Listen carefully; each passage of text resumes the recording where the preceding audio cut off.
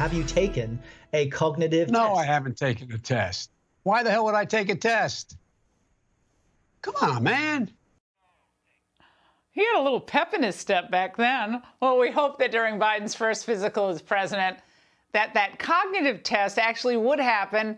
And even Sanjay Gupta seems surprised it didn't. I read pretty carefully through the doctor's report, and they mentioned neurological exam, but that was more in terms of testing motor strength and sensation and things like that. As far as we know, for President Biden, we didn't see any kind of test like that performed. Joining me now is Texas Congressman Ronnie Jackson. He also served as White House physician under Presidents Obama and Trump. All right, Congressman, so the current White House physician says Biden is fit to successfully execute the duties of the presidency, as long as Ron Klain makes all the decisions. No, I'm joking. So how would we know that without a cognitive test? Is that important in your estimation? Well, it's absolutely important, Laura, especially in this particular situation. The man's 79 years old. 50% of the United States population does not believe that he's mentally fit, cognitively fit to lead this country as our commander-in-chief and our head of state. And so Dr. O'Connor spent 6 pages talking about useless stuff that no one cares about and did not address the elephant in the room, which is this man cognitively fit to be our president? Whenever President Trump had his physical done, I did a cognitive test on him. President Trump was the first president to ever have one done. And that was because the far left and the liberal media demanded, they were relentless in their pursuit of me in getting his physical done and including the cognitive test as part of that. We did that, and I did it because I was 100% sure that there was one single thing wrong with President Trump, and he said, let's do it, Ronnie, I got nothing to hide.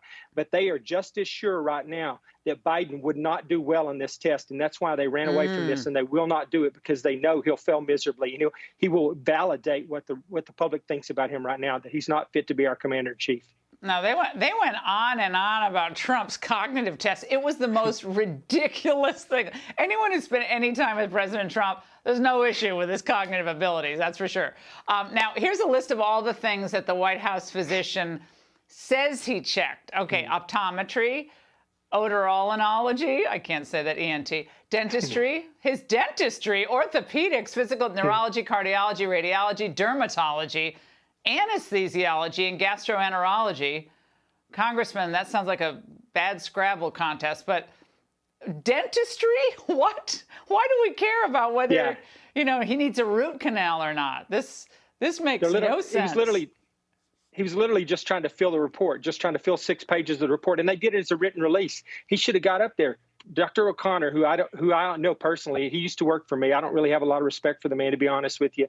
I don't think he's a man of integrity anyways, but he should have got up there and he should have stood before the press. Whenever I did President Trump's physical exam and I did his cognitive test, I stood in the press briefing room for an hour and 15 minutes and answered every single question they could come up with regarding his physical exam. And what do we have here? We have a written report, nothing but a written report, and a useless written report at that. Yeah, the White House, by the way, Congressman, did make a big announcement today. Watch. There were reports that President Biden was telling allies that he's going to run for re-election in 2024. Can you confirm, is he going to run in 2024? Is he telling staff that? Yes, that's his intention. Jen Psaki didn't even seem to believe that when she said it. That's his intention. So a little bit of a hedge there. Congressman, what does Biden look like in 2024? Maybe they'll come out with that cognitive test in 2023.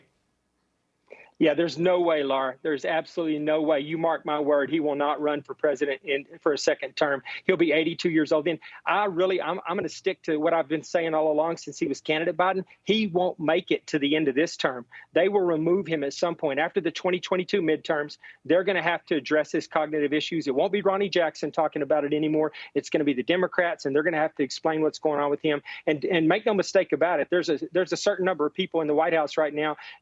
Kamala Harris walks past that office every day and looks in there. She thinks, I'm going to be president pretty soon. And she might be right. She probably is right. And that's the only way she's ever going to become president, because she's not going to get elected. So there's going to be a big incentive to get him out of there. Well, Congressman, perish the thought, because Kamala is even worse than the other one. Congressman, good to see you tonight.